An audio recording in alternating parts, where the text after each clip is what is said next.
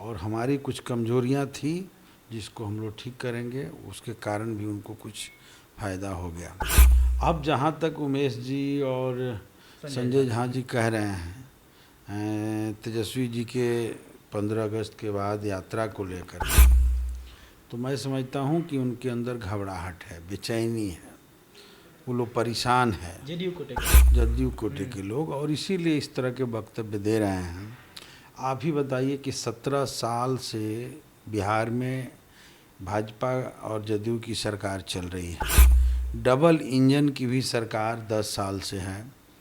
बावजूद बिहार के विकास पर अगर हम नज़र डालते हैं तो कुछ ऊपरी स्तर के विकास को अगर छोड़ दीजिए तो आज भी आम जनजीवन में कोई बदलाव नहीं आया है।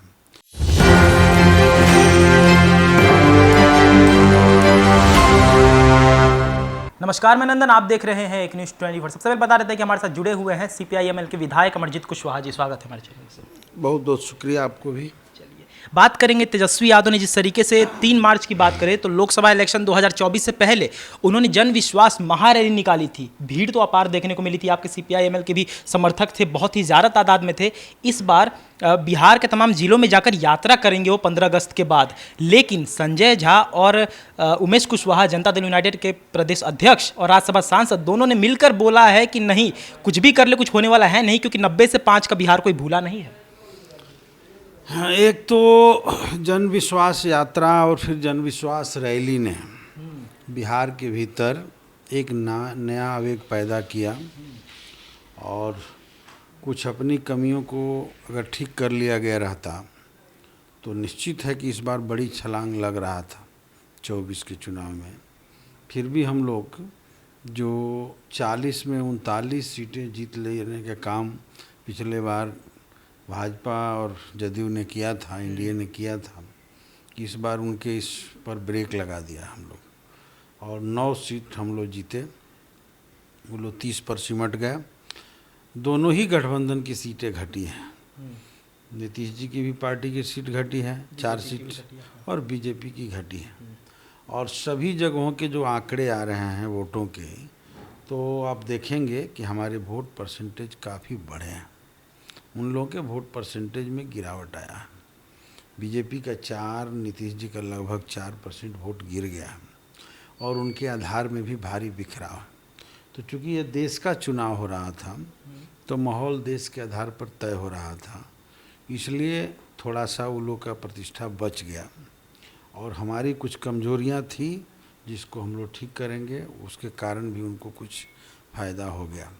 अब जहाँ तक उमेश जी और संजय झा जी कह रहे हैं तेजस्वी जी के 15 अगस्त के बाद यात्रा को लेकर के, तो मैं समझता हूँ कि उनके अंदर घबराहट है, बेचैनी है, वो लोग परेशान है, जदयू कोटे के लोग, और इसीलिए इस तरह के वक्तव्य दे रहे हैं। आप ही बताइए कि 17 साल से बिहार में भाजपा और जदयू की सरकार चल रही है, डबल इंजन की भी सरकार 10 साल से है। बावजूद बिहार के विकास पर अगर हम नज़र डालते हैं तो कुछ ऊपरी स्तर के विकास को अगर छोड़ दीजिए तो आज भी आम जनजीवन में कोई बदलाव नहीं आया है। आज भी पलायन उसी रफ्तार से बिहार के अंदर जारी है। आज भी बिहार के लोग दूसरे प्रदेशों में अपने जीविका के लिए दर दर के ठोकरें खा रहे हैं। आज भी हम लोग जो आंकड़े महागठबंधन सरकार में जब नीतीश जी हम लोग के साथ आए थे तो एक जातीय गणना हुई, और जातीय गणना के साथ साथ आर्थिक सर्वे भी हुआ, तो जो बता रहा है तो मैं समझ रहा हूँ उससे लगता है कि बिहार की बदहाली बढ़ गई है एनडीए की सरकार आने के बाद। बिल्कुल। और बताइए 34% बिहार की आबादी जो है वो जो है 6,000 से कम प्रति माह इनकम पर जी रहा है। वो 6,000 तो माने मैक्सिमम है, 5,000 भी होगा, 4,000 भी होगा, 2,000 भी होगा, इस तरह से इतने कम आय पर परिवार जी रहा है। 90 लाख से ऊपर परिवार बिहार के अंदर इस लेवल पर है। उसके अलावा अगर थोड़ा सा इसको बढ़ा दिया जाए तो हम देखेंगे 10,000 अगर कर दिया जाए इनकम, हालांकि 10,000 भी आदमी के जीवन के लिए कोई बड़ा इनकम आज के समय में नहीं है, जिस तरह की महंगाई है, तो वो आंकड़े 70 से पार कर जाता है, 70% से ज़्यादा हम। तो इतनी बड़ी आबादी बदहाली की ज़िंदगी जी रही है, नौजवान दूसरे प्रदेशों में पलायन कर रहे हैं। पूरे 17 साल में एक भी सरकारी बहाली उन लोगों के द्वारा नहीं किया गया। आपने अमरजीत जी जिक्र किया यहाँ पर नौजवानों का, तो युवाओं के भविष्य से ही संबंधित एक सवाल आपसे करेंगे कि जिस तरीके से नीट यूजी पेपर लीक का मामला निकल कर सामने आया था, बहुत ही संगीन होता जा रहा है। तेजस्वी यादव का भी नाम डिप्टी सीएम विजय सिन्हा ने यहाँ पर लिया साक्ष्य और तथ्य के साथ। क्या कहिएगा, जिस तरीके से भविष्य 66% युवा हैं हमारे देश में, उनके भविष्य के साथ खिलवाड़ हो रहा है और तेजस्वी यादव पर नाम आ रहा है जो कि डिप्टी सीएम रह चुके हैं, गठबंधन में आपके साथ हैं? मैं कह रहा हूँ कि बिल्कुल निराधार है, और जो डिप्टी सीएम हैं विजय कुमार सिन्हा जी, वो ऐसे ही कुछ कुछ बोलते रहते हैं, उनके बात को कोई नोटिस बिहार के लोग नहीं लेता है। इसलिए मैं कह रहा हूँ कि अभी पेपर लीक के मामले में राहुल गांधी ने स्पष्ट बताया है कि बिहार के और देश के भीतर बड़े बड़े जो लोग हैं उस सब को भारतीय जनता पार्टी ने हाईजैक किया है, और वहाँ से सारे मामले जो है चल रहे हैं।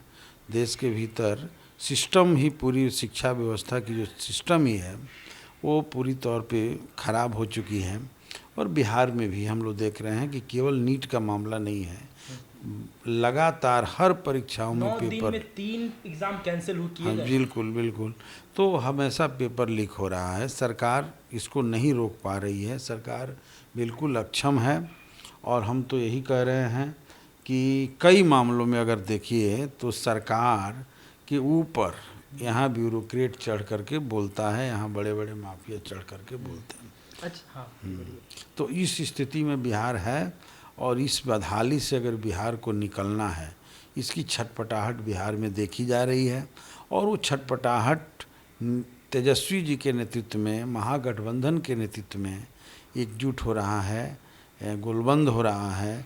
और निश्चित तौर पे आने वाले 25 का जो चुनाव होगा, विधानसभा का चुनाव होगा, उसमें अप्रत्याशित रिजल्ट आएगा और तेजस्वी जी के नेतृत्व में महागठबंधन की सरकार बनेगी।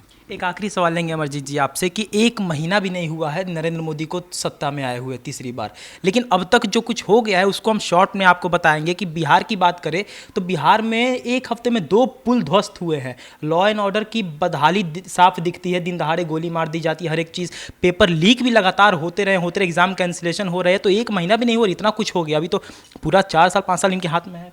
इसीलिए तो मैं कह रहा हूँ, बताइए पुल जिस तरह से ढह रहा है, पिछले समय में भी आप देखिएगा कि नीतीश जी जिस पुल का और नहर का उद्घाटन करने गए थे, वही बांध टूट गया, वो पुल ढह गया। हमारे यहाँ सिवान में एक पुल बना था, 2-3 साल बना नहीं हुआ, तब तक ध्वस्त हो गया। 1-2 साल तक लोगों को भारी तबाही झेलनी पड़ी, तो एक नया पुल बन करके अभी निर्माण हुआ है।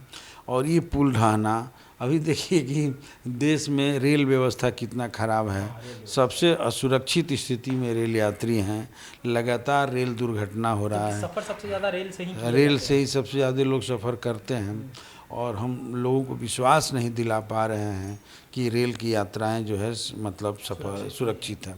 तो कुल मिलाकर के देखिए तो सरकार जनता को सुरक्षा देने में, जनता को रोजगार देने में, जनता को माने हर तरह से व्यवस्था देने में फेल्योर है। देख सकते हैं अमरजीत कुशवाहा जी हमारे साथ जुड़े हुए थे, खासा हमने से बातचीत की कि सबसे पहला सवाल था तेजस्वी यादव को लेकर कि 15 अगस्त के बाद जो बिहार के तमाम जिलों में जाकर तेजस्वी यादव यात्रा कर रहे हैं, क्या कुछ परिणाम निकलकर सामने आएगा।